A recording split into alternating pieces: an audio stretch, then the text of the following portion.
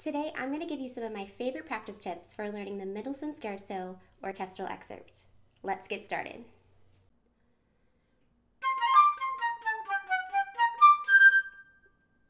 One of the biggest hurdles in this excerpt is the double tonguing, and it's something that you have to be able to do efficiently in order to be able to play through the whole excerpt without tiring your tongue out. So here are some of my favorite things to do when I'm practicing double tonguing. First, I like to use an exercise that focuses on each of the syllables that we use when we're double tonguing. So usually it's a T and a K syllable that's happening when we double tongue. These T and K syllables you want to be so smooth and indistinguishable so that it basically sounds like you're not double tonguing even though you really are. So when I practice separating those T and K syllables, I will do this pattern.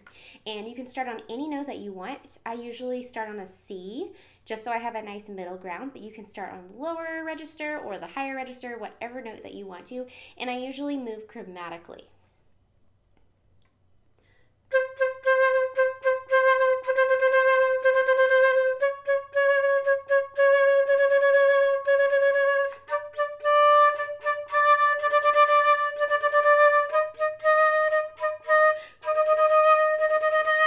With all these practice techniques that I'm going to be showing you, make sure that you are using your full sound just like you would if you were playing the excerpt for an actual audition or for a performance. The next thing I like to do with this excerpt is I will take one note and I will play the entire excerpt on that one note using my double tonguing. So for instance, maybe I would start on a G right there on the staff on the second line. And I'm going to play just as if I were playing the entire excerpt with all the regular notes, but instead it's going to be just that one note. So you want the phrasing to be the same, you want your breaths to be in the same spot, but you're just using one note. So it would sound something like this.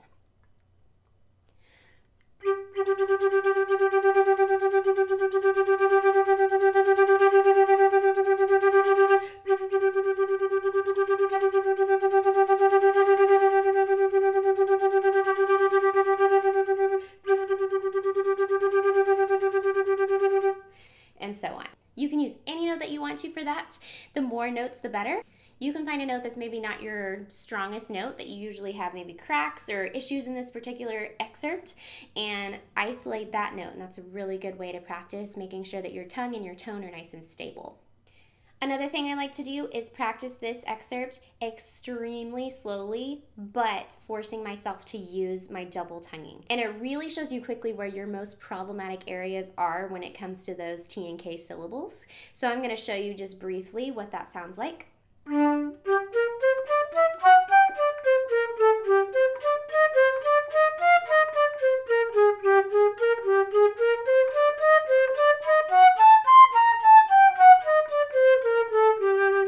And then the last thing, when you finally speed back up your double tonguing, make sure that your T and K syllables are not super harsh. For this excerpt, I like to use a softer T and K syllable, almost closer to a D and a G syllable. This excerpt you want to be really light and dreamy sounding and nice and connected and flowing, even though you are still tonguing. Another excerpt where you might use a harsher tongue would be like maybe Peter and the Wolf and you're trying to sound like a bird. But for this excerpt, you want it to be a little bit more connected and a more gentle attack on those notes. So instead of this, something more like this. So after the double tonguing, probably the second most challenging thing is getting those fingers to cooperate when you're doing such a fast and technical excerpt like this one. So the first thing I like to do is switch up the rhythm. We know that we have pretty much straight 16th notes throughout this entire excerpt. So instead of playing straight 16th notes, you're going to do kind of a swing rhythm. So first I'll start with a long, short pattern.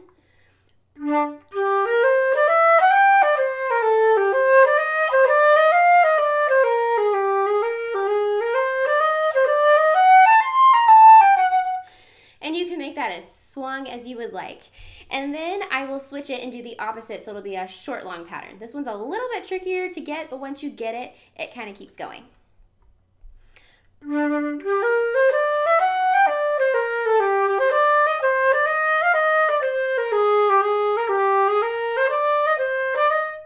And remember to be using your full tone, your best volume and your best sound, even when you're just isolating little parts of this excerpt. Then one of my favorite things to do, and this will really show you where your fingers are not cooperating, is to play the whole excerpt slurred.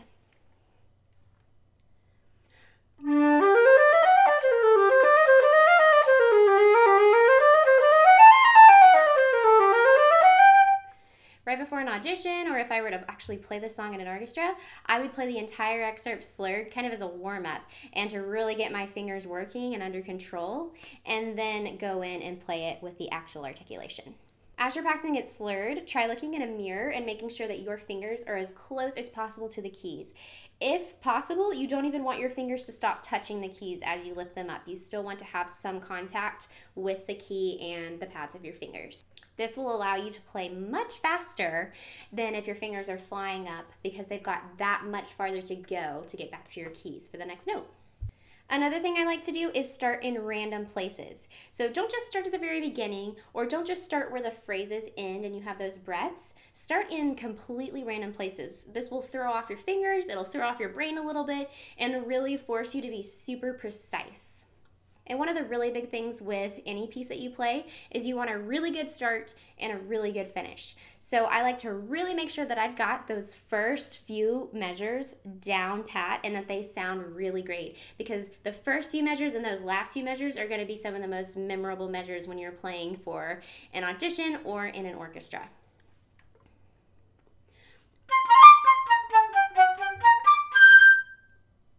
And I'll practice that as many times as I need to. Also, your first two notes when you start the 16th patterns, the D to the G, those can sometimes be the hardest, just getting that started with a nice full sound. So I like to just practice playing those two notes. If you have trouble getting that low D to speak immediately on your instrument, there's a little trick you can try where you take your third finger on your left hand and you just barely slap down that key as if you're playing a G, and that just helps to get that note to speak a little bit better. So it looks like this. And you have to work to get that timing precise so that there's not kind of a dead space and you hear that little blip with the note. But it can be really helpful if you practice it a lot and you get really comfortable with it. Make sure you practice a lot with a metronome for this particular excerpt, because when you're playing this with an orchestra, this solo just goes and goes, and there's no time to wait for you to catch breaths or to slow down for a particular spot. You've got to keep the momentum going. Also, know what the rest of the orchestra is doing. This is a very woodwind heavy section of the piece, and just because the flute is playing a solo doesn't mean that the other instruments aren't doing something that's equally as important. Especially at the very end of this excerpt when you have this part.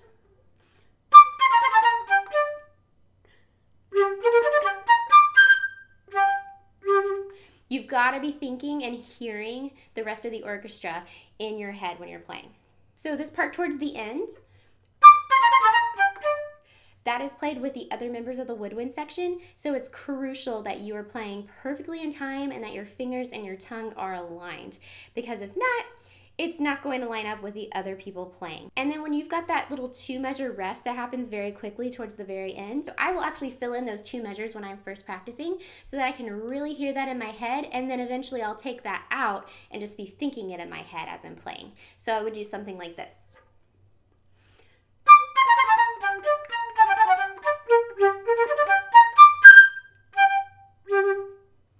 I hope these practice tips were helpful for you and that there's something that you can use that's going to make this excerpt a little bit easier as you're practicing it. Let me know in the comments if you have any favorite practice tips that you love to use when you're practicing this excerpt. Thank you so much for watching, and I will see you in the next one.